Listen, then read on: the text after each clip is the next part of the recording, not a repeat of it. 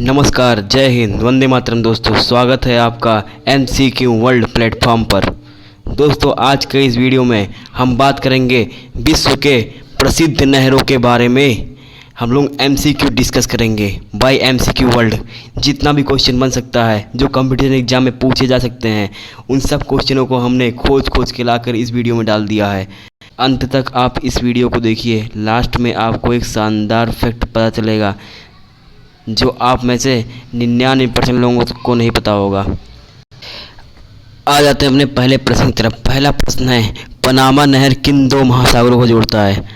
Option A भूमध्य सागर एवं लाल सागर, option B प्रशांत महासागर एवं अंटार्कटिक महासागर, ऑप्शन सी अरब सागर एवं हिंद महासागर, ऑप्शन डी भूमध्य सागर एवं अटलांटिक महासागर।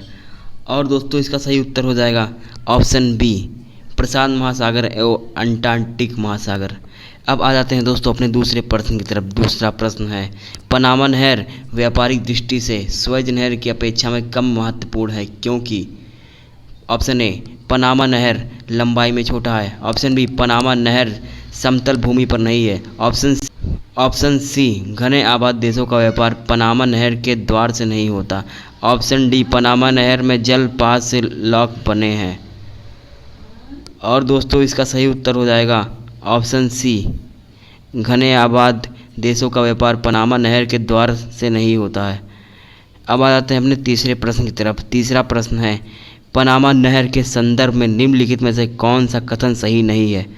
ऑप्शन ए यह मार्ग पहले एक डेल्टा के रूप में था, ऑप्शन बी संसार का 25% व्यापार इस नहर के द्वार होता है, ऑप्शन सी यह नहर अटलांटिक महासागर एवं प्रशांत महासागर को मिलाता है, ऑप्शन डी इस मार्ग की लंबाई 64.8 किलोमीटर है। और दोस्तों, इसका सही उत्तर हो जाएगा ऑप्शन ए यह मार्ग पहले एक डेल्टा नहीं था, यह एक भूमि थी जिसको काट कर के नहर बनाया गया है ताकि उत्तरी अमेरिका और दक्षिणी अमेरिका को काटा जा सके और उसके बीच से नहर बनाया जा सके ताकि व्यापार करने में आसानी हो। ये चीज़ हम लास्ट में डिस्कस करेंगे इस नहर के बारे में। अब आ जाते हैं अपने चौथे प्रश्न की तरफ। चौथा प्रश्न है, पनामा नहर के उत्तरी सिरे पर कौन सा पतन स्थित है? पतन मतलब होता है दोस्तों बंदरगाह। बंदरगाह मतलब पोर्ट, आप जानते ही होंगे। पतन मतलब बंदरगाह, आप समझ चलिए। तो पनामा नहर के उत्तरी सिरे पर कौन सा बंदरगाह स्थित है? Option A Panama, option B Colon, option C Gatun, option D Miraflores. और दोस्तों, इसका सही उत्तर हो जाएगा ऑप्शन बी कोलोन। अब आ जाते हैं दोस्तों अपने पांचवें प्रश्न की तरफ। पांचवा प्रश्न है, पनामा नहर के दक्षिण सिरे पर स्थित बंदरगाह का नाम क्या है? ये पतन मतलब बंदरगाह होता है, आप ध्यान रखिए। एग्जाम में भी आपको पतन देकर पूछ सकता है, आप बंदरगाह याद रखिए। और इसका ऑप्शन है ए पनामा, बी कोलोन, सी पोर्ट सईद, डी गाटुन। और दोस्तों, इसका सही उत्तर हो जाएगा option A Panama.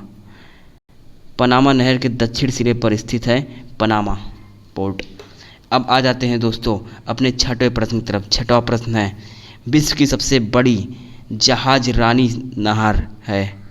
Option A Panama नहर, ऑप्शन बी स्वेज नहर, ऑप्शन सी कील नहर, ऑप्शन डी सू नहर। और दोस्तों, इसका सही उत्तर हो जाएगा ऑप्शन बी स्वेज नहर। अब आ जाते हैं अपने सातवें प्रश्न की तरफ। सातवां प्रश्न है, स्वेज नहर जोड़ती है? ऑप्शन ए भूमध्य सागर को लाल सागर से, ऑप्शन बी भूमध्य सागर को कैस्पियन सागर से, ऑप्शन सी लाल सागर को हिंद महासागर से, ऑप्शन डी भूमध्य सागर को हिंद महासागर से। और दोस्तों, इसका सही उत्तर हो जाएगा ऑप्शन ए भूमध्य सागर को लाल सागर से। अब आ जाते हैं दोस्तों अपने आठवें प्रश्न की तरफ। आठवां प्रश्न है, स्वेज नहर के उत्तरी सिरे पर कौन सा पतन मतलब कि बंदरगाह स्थित है? और इसका ऑप्शन है A Colon, B Port Said, C Suez, D Port Fuad. और दोस्तों, इसका सही उत्तर हो जाएगा option B Port Said. Suez नहर के उत्तरी सिरे पर पोर्ट सईद पोर्ट स्थित है। अब आ जाते हैं अपने नवे प्रश्न की तरफ। नवा प्रश्न है, सुएज नहर के दक्षिण सिरे पर कौन सा पतन यानी पोर्ट स्थित है?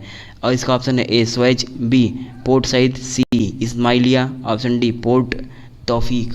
और दोस्तों इसका सही उत्तर हो जाएगा ऑप्शन ए सुएज। अब आ जाते हैं अपने 10वें प्रश्न की तरफ। 10वां प्रश्न है, सुएज नहर में झालों का पूर्णतः अभाव क्यों पाया जाता है? ऑप्शन ए झालों के कारण जलवाह का प्रवाह प्रभावित होता है, ऑप्शन बी सुएज नहर के उपयोग के लिए कोई शुल्क नहीं लिया जाता है, ऑप्शन सी नहर के दोनों किनारों एवं समुद्र तल के जल स्तर में समानता पाई जाती है, ऑप्शन डी सुएज नहर विश्व के सभी देशों के जलयानों को आवागमन की सुविधा प्रदान करता है। और दोस्तों इसका सही उत्तर हो जाएगा ऑप्शन सी नहर के दोनों किनारों एवं समुद्र तल के जल स्तर में समानता पाई जाती है। अब आ जाते हैं अपने 11वें प्रश्न की तरफ। 11वां प्रश्न है, सुएज नहर का निर्माण कब प्रारंभ हुआ था? और इसका ऑप्शन है ए 1854 ईस्वी, ऑप्शन बी 1869 ईस्वी, ऑप्शन सी 1874 ईस्वी, ऑप्शन डी 1896 ईस्वी। और दोस्तों इसका सही उत्तर हो जाएगा ऑप्शन है 1854 ईस्वी। 1854 ईस्वी में सुएज नहर का निर्माण प्रारंभ हुआ था। अब आ जाते हैं अपने 12वें प्रश्न की तरफ। 12वां प्रश्न है, सुएज नहर कब बनकर तैयार हुआ था? ऑप्शन है 1854, option B 1869, option C 1881, option D 1896। और दोस्तों इसका सही उत्तर हो जाएगा ऑप्शन बी 1869। अब आ जाते हैं अपने 13वें प्रश्न की तरफ। 13वां प्रश्न है, सुएज नहर की लंबाई कितनी है? और इसका ऑप्शन है 64.8 kilometre, option B 106.5 kilometre, option C 156.4 kilometre, option D 168 kilometre. और दोस्तों इसका सही उत्तर हो जाएगा option D 168 kilometre. 168 kilometre Suez नहर की लंबाई है। अब आ जाते हैं अपने 14वें प्रश्न की तरफ। 14वां प्रश्न है, सू नहर निम्नलिखित में से किसको जोड़ता है? ऑप्शन ए सुप्रिया को मिशिगन से, ऑप्शन बी सुप्रिया को ह्यूरन से, ऑप्शन सी मिशिगन को ह्यूरन से, ऑप्शन डी ईरी को ह्यूरन से।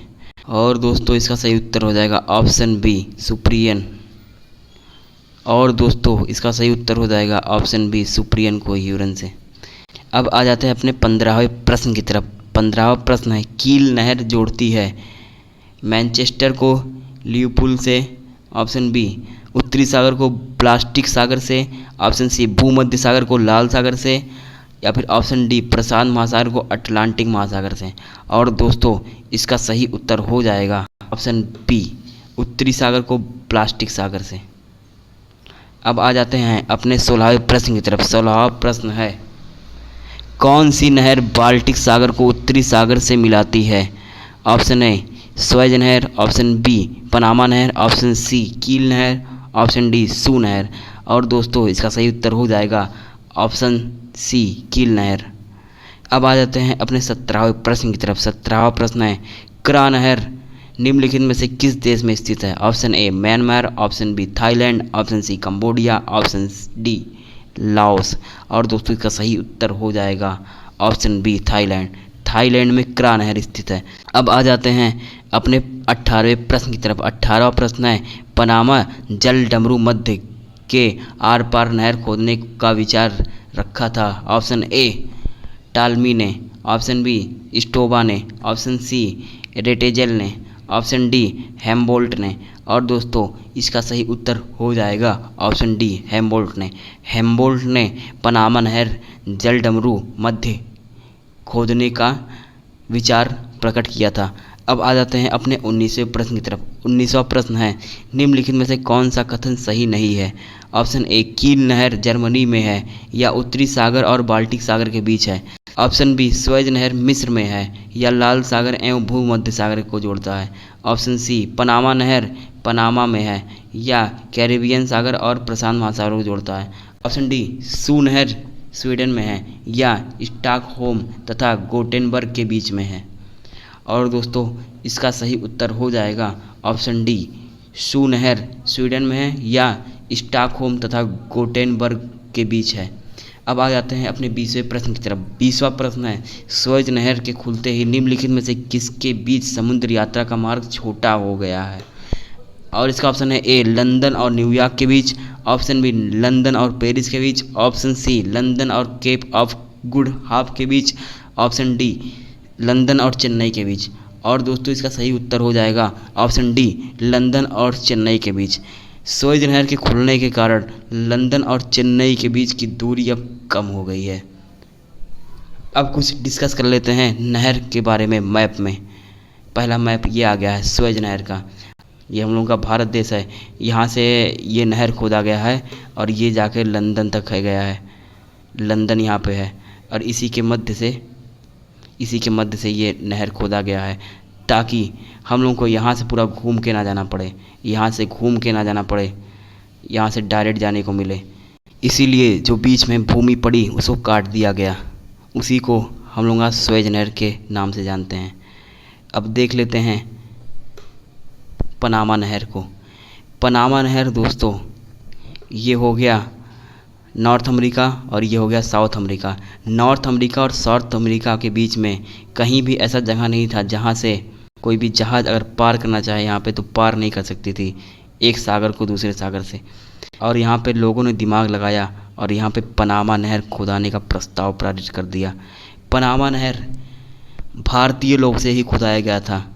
उस समय भारत गुलाम था और भारत से मज़दूरों को शिप में भर भर के यहाँ पे लाके छोड़ा गया और यहाँ पे छोड़ने के बाद उन लोगों को वापस भारत नहीं लाया गया। अब आप लोग यहाँ पे फैक्ट को जानने वाले हैं। फैक्ट ये है दोस्तों कि गुयाना और ट्रिबागो एंड ट्रिगांडो नाम का दो देश है।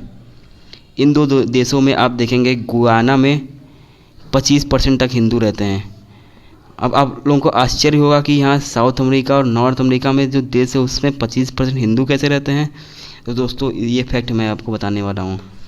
यहाँ पे हुआ यूँ कि भारत से मज़दूरों को यहाँ पे लाया गया नहर खोदने के लिए, लेकिन जब नहर का कार्य पूरा हो गया इस भूमि को काट दिया गया ताकि शिप पार हो सके। इसी को पनामा नहर का जो इंडियन लोगों ने खोदा था, जब इसको खोदा जा चुका था तब मज़दूरों को वापस जब ले आने की बारी आई तो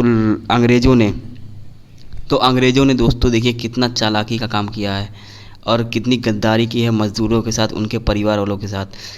उन लोगों ने शिप में मज़दूरों को बैठाया और जाके यहाँ पे एक गुयाना नाम का देश है, इधर ही गुयाना और ट्रिबांडो एंड ट्रिगाडो नाम का दो देश है, तो वहाँ पे यहाँ से मज़दूरों को ले जाया गया और यहाँ पे छोड़ दिया गया और बोला गया कि उतर जाइए, ये इंडिया भारत आपका आ गया है। और मज़दूरों को यहीं पे छोड़ दिया गया, भारत नहीं लाया गया। इसीलिए यहाँ पे गुयाना में 25% तक हिंदू अभी भी वास करते हैं।